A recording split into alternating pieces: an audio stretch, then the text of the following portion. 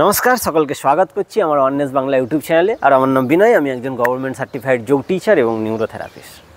আর যে বিষয়টি নিয়ে আমরা কথা বলতে এসেছি এটা সবার জন্য এফেক্টিভ। এর কারণেই বলছি যে আমরা বেঁচে থাকতে গেলে আমাদের শরীরে রক্ত দরকার, আর রক্তে যেটা দরকার সেটা হচ্ছে হিমোগ্লোবিন ব্যালেন্স আপনার দরকার।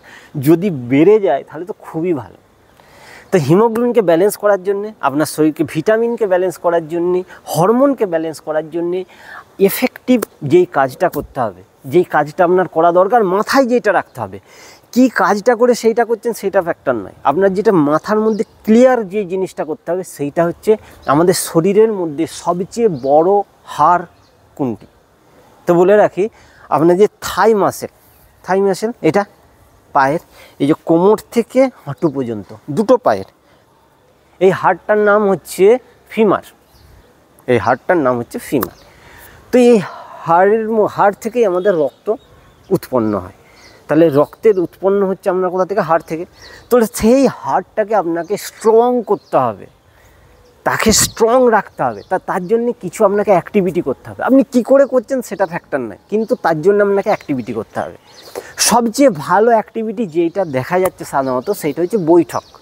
সাধারণত ভ্যারাইটিস টাইপের যদি আমরা বৈঠক করি তাহলে কিন্তু আমাদের হাড়ের উপরে প্রেশার আসে, এই থাই মাসেলের উপরে প্রেশার আসে এবং সেটা স্ট্রং হতে থাকে।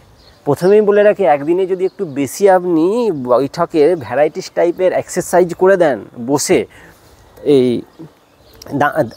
বসে ওই বৈঠকের, তাহলে কিন্তু আপনার থাই মাসেলের উপরে একটু এইটাকে মাসেলটা স্ট্রেচ হয় এবং এখানে আমাদের পেন হয়, যেন লাগতে থাকে, ব্যথা লাগতে থাকে।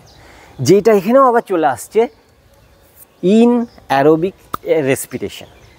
অ্যারোবিক হলে আমাদের অক্সিজেনের দরকার, ইন অ্যারোবিক হলে অ্যানারোবিক রেসপিরেশনে আমাদের কার্বন ডাইঅক্সাইডের দরকার। তার জন্য আমাদের কি হচ্ছে, এখানে আমাদের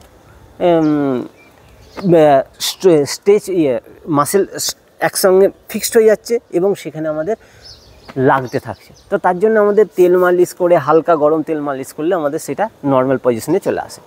ঠিক আছে, তো চলুন এবারে আমরা কিভাবে আমরা সেটাকে স্ট্রং করব মাসেলসটাকে, তার কিছু আমরা একটা এক্সারসাইজ দেখি যেখানে আমরা মাসেলসটাকে স্ট্রং করতে পারি।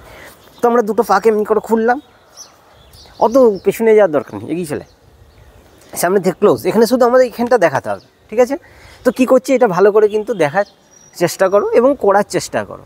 অ্যাজ এ ইয়াং জেনারেশন এটা যদি করে, তার মাসেলকে সে স্ট্রং রাখতে পারবে, শরীরকে এনার্জেটিক রাখতে পারবে এবং সে বড় হিমোগ্লোবিনকে সে ব্যালেন্স রাখতে পারবে। তো কী করতে হবে, হাতটাকে এরকম সামনে রাখলাম। এবারে কিছু করার দরকার নেই, এবারে ধীরে ধীরে আমরা প্র্যাকটিস করব। সেটা প্রথমে আমরা 4 টাইম 5 টাইমস করে ধীরে ধীরে বাড়াবো। তো এইভাবে আমরা 1 2 3 4 5 6 7 8 9 10 11 12 13 14 15 16 17 18 19 20 1 2 3 4 5 6 7 8 9 30। তো এইভাবে করতে থাকতে হবে। আর নিজের প্রোগ্রেস নিজেকে দেখতে হবে। কাউন্ট এর জন্যই করা যে নিজে আমার কি প্রোগ্রেস হচ্ছে, আমার কি